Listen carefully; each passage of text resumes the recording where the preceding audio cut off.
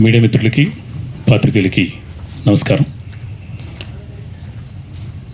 MSK బ్రహ్మదశ్రీ films బ్యానర్పై బాలకృష్ణ మహారాణా గారు నిర్మాతగా, నేను దర్శకుడిగా చేసినటువంటి సినిమా ఇది. నా 11th మూవీ ఇది. యాక్చువల్గా నా ఫస్ట్ ఫిలిం అఘోరా దగ్గర నుంచి, అంటే అప్పుడు ఇంత మీడియా లేదు. 2001లో, అంటే దాదాపు 25 ఏళ్ల క్రితం నేను చేసినటువంటి ఫస్ట్ ఫిలింకి ఎంత కష్టపడ్డామో 25 ఏళ్ల తర్వాత ఇప్పుడు 11th మూవీ ఇప్పుడు చేస్తున్న సినిమాకి కూడా అంతకంటే ఎక్కువ 1000 రెట్లు కష్టపడ్డాం. ఆ కష్టం వృధా పోదు. ఎందుకంటే ఓ మంచి కథ, చైన్ రియాక్షన్ ఆఫ్ కర్మ అనే ఒక కాన్సెప్ట్ తోటి ఈ సినిమా చేసాం. ఈ సినిమాలో దాదాపు 52 మంది ఆర్టిస్టులతోటి ఇంత పెద్ద ప్రాజెక్ట్ చేయటం నిర్మాతలకి చాలా అంటే సాహసం అని చెప్పాలి. ఎందుకంటే నా కథను నన్ను నమ్మి ఇన్వెస్ట్ చేశారు. నేను అడగగానే, అంటే ఈ సినిమాలో వరలక్ష్మి శరత్ కుమార్ గారు లీడ్ చేస్తే బాగుంటుంది అని చెప్పగానే ఏమాత్రం సంకోచించకుండా ఎస్ అన్నారు. ఎస్ అన్న తర్వాత చాలామంది చెప్పారు వరలక్ష్మి శరత్ కుమార్ గారు మంచి కోఆపరేటివ్ అది ఇది అని చెప్పారు. కాకపోతే కొంచెం కఠినంగా ఉంటారు, టైంకి ఫస్ట్ షాట్ తీయకపోతే ఫీల్ అవుతారు, అలుగుతారు, ఇవన్నీ చెప్పారు. ఇవన్నీ చెప్పేసి లేడీ బాలయ్య అని చెప్పారు. బాలయ్య గారు అంటే అంత క్రమశిక్షణ ఉండడం అనేది చాలా సంతోషం. ఎందుకంటే ఇవాళ బాలకృష్ణ గారి జన్మదినం.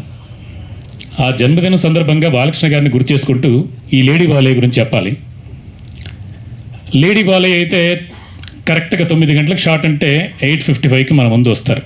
100% వచ్చారు, కోఆపరేట్ చేశారు, షూటింగ్లో యాక్ట్ చేశారు. అండ్ ఆవిడ చేయనటువంటి ఈ యొక్క డిఫరెంట్ క్యారెక్టర్ పోలీస్ కంప్లైంట్లో చేశారు. అది కూడా ఫన్, అంటే కామెడీ ఇంతవరకు చేయలేదు ఆవిడని జయమ్మగానో లేదా ఇంకో విలన్ గానో అందరూ చూశారు. ఒకప్పుడు హీరోయిన్, దాని తర్వాత క్యారెక్టర్ ఆర్టిస్ట్ అయ్యారు. మన సినిమాతోటే ఆవిడకి లైఫ్ వస్తుంది, ఎందుకంటే డిఫరెంట్ క్యారెక్టర్ డిఫరెంట్ జోనర్లోకి వెళ్తుంది కాబట్టి. సరే, ఆవిడ కూడా షూటింగ్లో కోఆపరేట్ చేశారు, అదంతా బాగానే ఉంది. అండ్ 52 మంది ఆర్టిస్టులతో పాటు కొన్ని 100 మంది టెక్నీషియన్లు, తర్వాత 100 మంది జూనియర్ ఆర్టిస్టులు, 100 మంది అంటే ప్రొడక్షన్ వాళ్ళు, ప్రతి ఒక్కరి కష్టం ఉంది ఈ సినిమాలో. పోలీస్ కంప్లైంట్లో మా డిఓపి గారు అంటే ఇంతమంది ఆర్టిస్టులతోటి 45 రోజుల్లో ఫినిష్ చేయడం ఒకటి. తర్వాత ఒకరోజు అయితే 24 hours, అంటే మార్నింగ్ 6 o'clock స్టార్ట్ చేస్తే నెక్స్ట్ డే 6కి ప్యాకప్ చెప్పాను. 24 hours వర్క్ చేసాం. దాని తర్వాత వెంటనే మళ్ళీ అదే రోజు మధ్యాహ్నం షూటింగ్ స్టార్ట్ చేసాం. సో ఇంత అద్భుతంగా రావడానికి నిర్మాతలతో పాటు నాకు సపోర్ట్ చేసినటువంటి డిఓపి హరీష్కి సందర్భంగా థ్యాంక్స్ చెప్తున్నాను.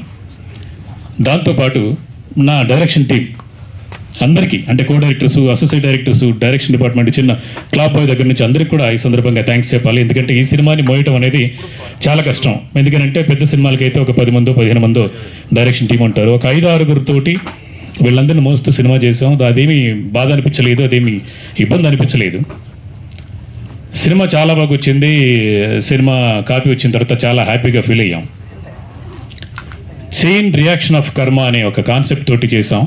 కానీ ఆ కాన్సెప్ట్ వరలక్ష్మి గారికే తగులుతుందేమో అనిపిస్తుంది. ఎందుకంటే ఈ సినిమా ఎంత కష్టపడి చేసిన తర్వాత చాలా మంచి సినిమా చేశాం కదా, ఏమంటే ప్రమోషన్కి మాకు సపోర్ట్ చేయండి అని చెప్పేసి మొన్న ప్రసాద్ ల్యాబ్లో చేసినప్పుడు కూడా మీరు అందరూ అడిగారు, ఏంటి మీరు మాత్రమే కనిపిస్తున్నారు, మీరు మాత్రమే మీడియా ముందు వచ్చేసి మాట్లాడుతున్నారు, వరలక్ష్మి గారు లాంటి వాళ్ళు రావట్లేదు అని. అంటే ఆవిడ గెస్ట్ క్యారెక్టర్ ఏమో అని చెప్పేసి ఒక క్వశ్చన్ వేస్తే 2 గంటల 20 నిమిషాల సినిమాలో 2 గంటలు ఆవిడే ఉంటారు. ఆవిడ హీరో. ఆవిడ తర్వాతే మిగతా వాళ్ళు, నవీన్ చంద్ర కానివ్వండి, రాగిణి కానివ్వండి, కృష్ణసాయి గారు. పాపం ఆయన అంతకుముందు సినిమాలు చేసినా కూడా నా పాత్ర తగ్గినా పర్లేదు, ఆవిడ క్యారెక్టర్ని బాగా ఎలివేట్ చేయాలని చెప్పేసి ఆయన సపోర్ట్ చేశారు. నటులుగా అలాగే అన్ని విధాలుగా సపోర్ట్ చేశారు. సో ఆయన డ్యూటీ చేస్తూ రాత్రి 4-5 గంటలకి ఇంటికి వచ్చి మళ్ళీ 6:30కి అంతా లొకేషన్లో ఉండేవారు. అంత కష్టపడ్డటువంటి ఆయన కూడా ఈ పత్రికా ముఖంగా థ్యాంక్స్ చెప్తున్నాను. సో వీళ్ళందరి కష్టాన్ని నిలబెట్టాలి, సక్సెస్ చేయాలంటే ఏం చేయాలి? వరలక్ష్మి లాంటి వాళ్ళు లక్షలు డబ్బులు తీసుకొని, అంటే ప్రెస్ మీట్కి వస్తే 30,000 40,000 తీసుకుంటారు కొంతమంది ఆర్టిస్టులు. నేను కూడా ఆ మధ్య సినిమా చేశాను, ఆదిపురం అనే సినిమా. దాని తర్వాత ఈ సినిమా, నేను నిర్మాతగా 5 సినిమాలు చేశాను. నిర్మాతల కష్టం, నిర్మాతల బాధ నాకు తెలుసు. రిలీజ్ రోజు వరకు అంటే మార్నింగ్ షో పడే వరకు ఎంత కష్టం ఉంటుందో, ఎంత బాధ ఉంటుందో నాకు తెలుసు. ఆ బాధ ఆవిడికి కూడా తెలుసు. ఎందుకంటే మా సినిమా ఫస్ట్ హాఫ్ డబ్బింగ్ చెప్పేసి ఆవిడ సినిమా కోసం 3 నెలలు మా సినిమాకి డబ్బింగ్కి రాకుండా 3 నెలలు ఏడిపించారు. సెకండ్ హాఫ్ చెప్పడానికి 3 months పట్టిందండి. ఈలోపు ఆవిడ సరస్వతిని ఒక సినిమా షూటింగ్ డైరెక్షన్ చేసేసారు, సినిమా తీసేసుకున్నారు. ఆవిడ సినిమా మా సినిమా కాదా? ఎందుకంటే ఆవిడ డైరెక్షన్ చేశారు. ఓకే, అఫ్కోర్స్ డైరెక్షన్ చేస్తే నేను అంతకంటే అంటే నేను ఇండస్ట్రీకి వచ్చినప్పుడు 31 సంవత్సరం అయింది. ఆవిడ ఏజ్ 42. అంటే నేను ఇండస్ట్రీకి వచ్చినప్పుడు 10 ఏళ్ల వయసు ఉండొచ్చాము ఆవిడకి. అంతే కదండి. ఆ అన్ని సంవత్సరాల ఎక్స్పీరియన్స్ ఉన్నా కూడా అలాంటి వాళ్ళని అడుక్కోవటం అంటే మండే రోజు మొన్న అడుక్కున్నా నేను, ప్లీజ్ అమ్మా రండి, నాకు టైం లేదు, నేను ఉండను అంటే ఏంటి, డబ్బులు తీసుకున్నారుగా, ఫ్రీగా చేయలేదు. డబ్బింగ్ సగం చెప్పాక, ఫస్ట్ హాఫ్ చెప్పాక 3 నెలలు ఆపారు. అంటే తన సినిమా కోసం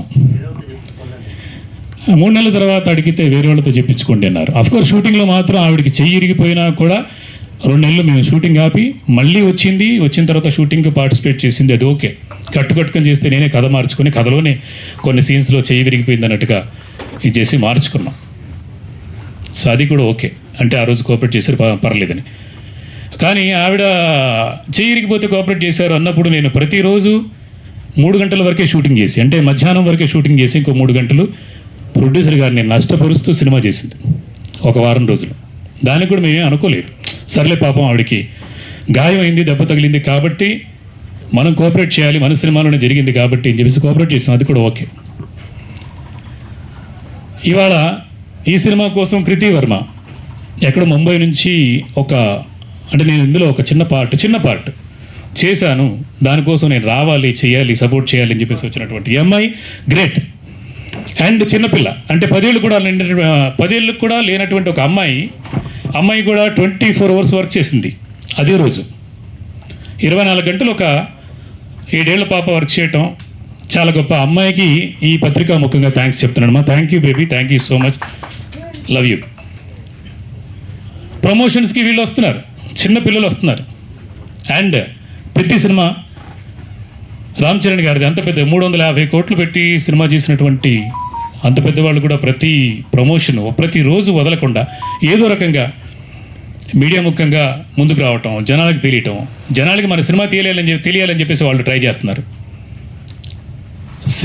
పెద్ద సినిమా బాగుంది, దానికి ఇంకొంచెం బూస్ట్ చేయాలని చెప్పేసి వాళ్ళు ట్రై చేస్తున్నారు.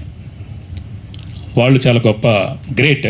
అండ్ వాళ్ళతో పాటు ఇంకా ముఖ్యంగా చెప్పాలంటే సంగీతం శ్రీనివాసరావు గారు 94 సంవత్సరాల వయసులో మీడియా ముఖంగా వచ్చి మీ ద్వారా ఆయన సినిమాను కూడా ప్రమోట్ చేసుకున్నారు. 94 ఏళ్ల వయసులో ఉన్నటువంటి ఒక డైరెక్టర్ వచ్చి నా సినిమా ఇది అని చెప్పుకున్నప్పుడు మీరు ఎందుకు రారు? వరలక్ష్మి శరత్ కుమార్ గారు ఎందుకు రారు? వాళ్ళ మేనేజర్ కూడా ఆన్సర్ లేదు.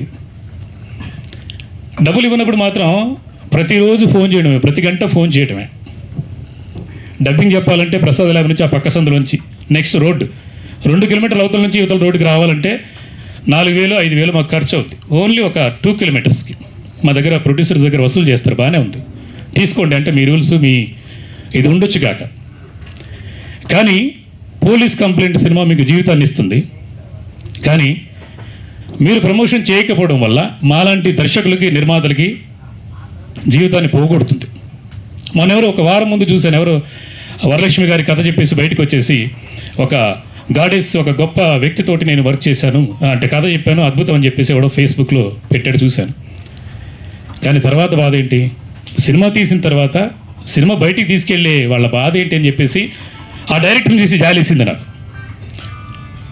ఆవిడ పని చేయడంలో తప్పులేదు, సిన్సియర్గా వర్క్ చేస్తారు, టైంకి వస్తారు, చాలా ఎఫర్ట్ పెడతారు.